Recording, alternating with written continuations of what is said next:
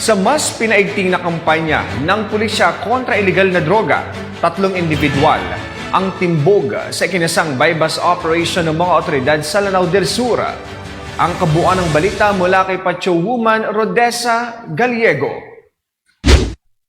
Nakumpiska ang tinatayang 170,000 halaga ng shabu habang arestado naman ang 3 individual sa isinagawang bypass operation sa Barangay East Basak, Marawi City, Lanao del Sur noong Mayo taong kasalukuyan. Kinilala ang mga naarestong suspect na sina alias Lay, 51 anyos, businesswoman, alias Dul, 31 anyos at alias Atong, 20 anyos na pawang residente ng Barangay Poblasyon Watu, Balindong, Lanao del Sur.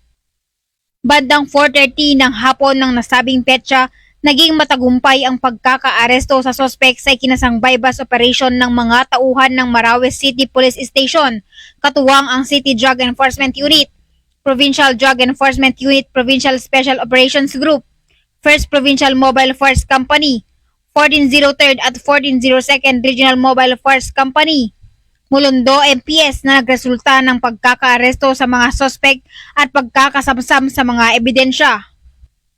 Nakumpiska mula sa mga naarestong sospek ang isang heat-sealed transparent sachet na pinaghihinalaang shabu na may timbang na 25 gramo na tinatayang nagkakahalagang 170,000 pesos, 2,000 peso bill, 148 piraso ng 1,000 photocopied peso bill na ginamit bilang bypass money, isang susi ng sasakyan, isang laminated ORCR, isang colored alumina jade metallic Toyota Vios at isang scratch paper.